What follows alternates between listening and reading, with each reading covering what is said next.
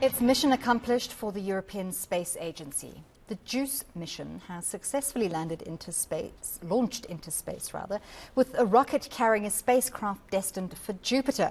The Jupiter Icy Moons Explorer will spend at least 3 years on Jupiter's moons after it arrives, and that'll only happen in 2031.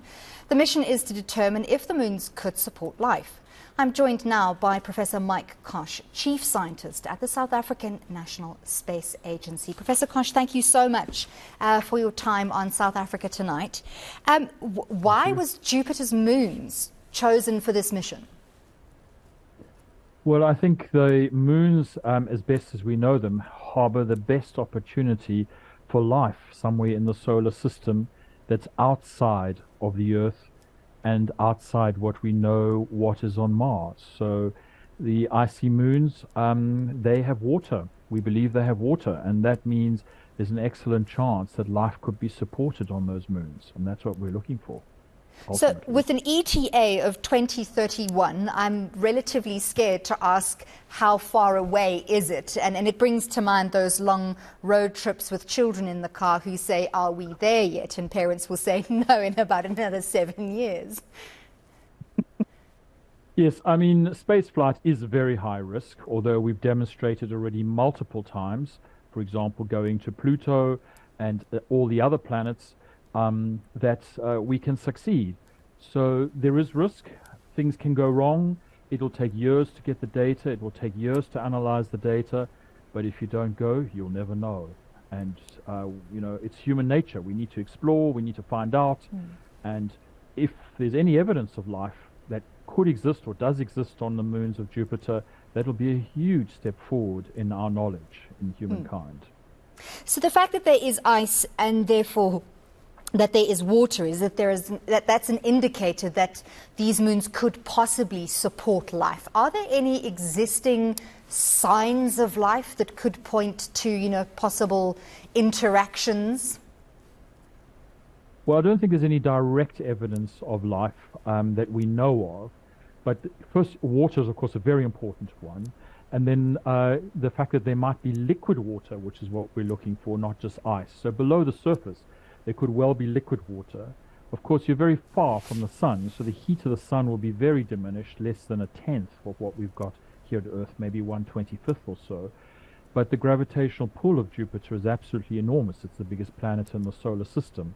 So that sort of a massaging action that the gravity of Jupiter would exercise on its moons would generate enough heat within the moons themselves to make the ice liquid. And if you've got heat and you've got a liquid fluid like water, then, and time, of course, a lot of time has passed, billions of years, then there's a chance that biological life could exist. Something like we might see at the bottom of the ocean, you know, the ocean vents that we have here on Earth. These are places that are very remote to us and also very dark, yet life can exist. And so therefore the opportunity really is there. So what will the spacecraft be doing in terms of gathering data, and what is it expected to send back?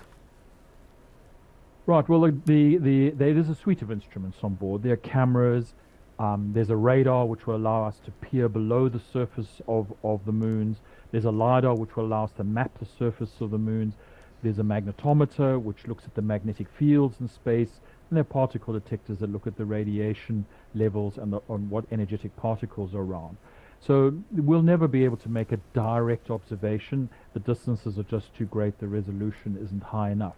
But from the ensemble of data and many passes, you'll be able to infer things like what's the temperature, what's the depth of the water, is the water pure, is the water salty, that type of thing. And then by adding all those bits of information together, you can determine whether the chances are that something lives there. And this is just the first step, like what has happened on Mars. First you orbit the object of interest, then later, if you determine that it's safe to do so, you attempt a landing, and once you've landed, you might attempt to put down a vehicle that can move around on the surface. You might be able to put down a vehicle that can drill into the surface and take samples, that type of thing, which we have been doing now for a couple of decades on Mars. And since we can do that on Mars, we can also do it on another body. So I think it's the first step in a long road of discovery, which is very important to us.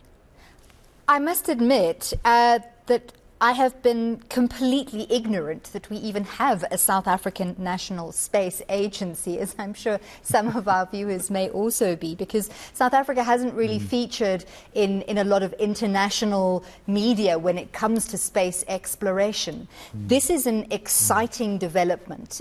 What else excites you about the work being done by South African Space Agency colleagues and yourself? Yes.